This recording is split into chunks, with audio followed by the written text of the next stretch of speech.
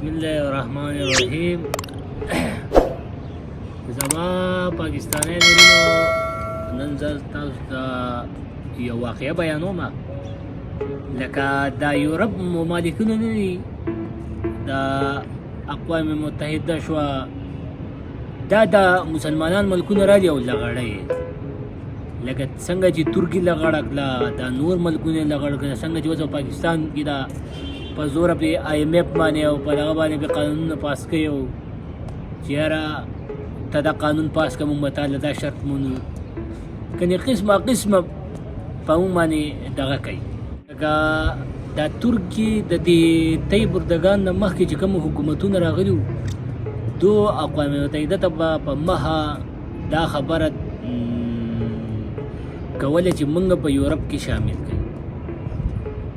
نو دې یورپ ممالکونه اقوام متحده به ورته دا خبره کوله چې بهی ته خو مسلمان ملک یو، موږ خو یورپ کې یو، موږ خو آزاد خلک یو، آزاد قانون دی زموږ. نو ستاسو د مسلمانانو چې کومې د ښځو اسکارف دی، ته اول دا ختم که قانون پاس کړه، نو بیا به موږ ستا سره خبره کوو. نو په هغې ټیم کې د ترکي چې کوم صدر و یا وزیر اعظم و، نو هغه راغی په ترکي کې دا قانون پاس کړو چې په سرکاري ګورنمنټ چې کومې ادارې دي په دې کې به ښځې سکارف نه په سروي. نو څه ټایم پس بیا دغه دوی لاړه چې یاره بهی زمونږ په هغې اپلیکیشن باندې څه دغه کېږي که نه، خبره مبره کېږي که نه. نو دوی ورته بیا ووایي چې یاره موږ په دې یورپ کې تاسو څنګه چل کوئ، موږ شاملوئ که نه. هغه ورته وایي چې یاره بهی زمونږ د یورپ د انټرنیشنل کم چې د هغو د یهودو او د مسلمانانو نه علاوه چې کم مذاهبو د هغو انټرنیشنل د ښځو د کپړو دغه کلی چې داسې کپړې به دا اوندي. دوی چې یاره زمونږ دا خو کټ شټه اوندي او کټ پینټ او دغه اوندي، او ستاسو خلک خو مسلمانان خو مکمل ځان پټوي، نو دې به څنګه دغه. نو ترکي ورته دا خبره وکړه چې موږ به د دې په باره کې هم یو قانون پاس کړو.